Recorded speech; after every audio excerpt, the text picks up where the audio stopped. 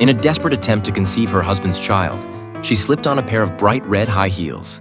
After spending hours primping and preening, she finally heard the sound of her husband's car pulling into the driveway. But as she eagerly opened the door, an awkward scene unfolded before her eyes.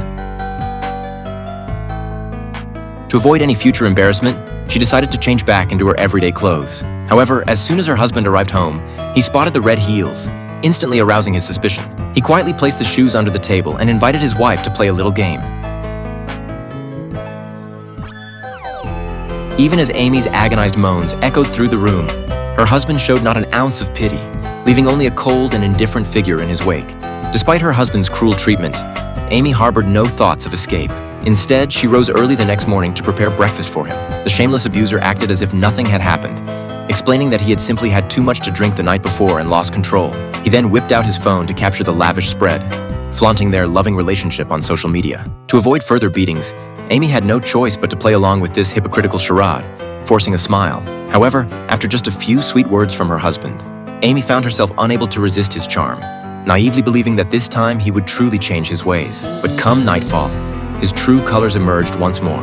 As Amy sat down to dinner, her husband suddenly let out a yelp, as if something had become lodged between his teeth. Amy tensed up, trembling as she extended her hand, hoping he would spit the food into her palm. But the man seemed to have lost all patience, fixing her with a fierce glare. Moments later, the house was filled with heart-wrenching screams, but the neighbors had grown numb, as if such scenes of domestic violence had become a daily occurrence in this household. 3 years prior, they had been a loving young couple. Though her husband had neither property nor a job, Amy defied her parents' objections and married him, believing they would lead a blissful life together. However, after the wedding, her husband's true nature gradually revealed itself. Not only was he a hopeless drunk, but he also subjected Amy to frequent domestic abuse. Amy couldn't fathom how the man who had once treated her with such tender affection, going out of his way to make her happy, could have transformed into the monster he was now.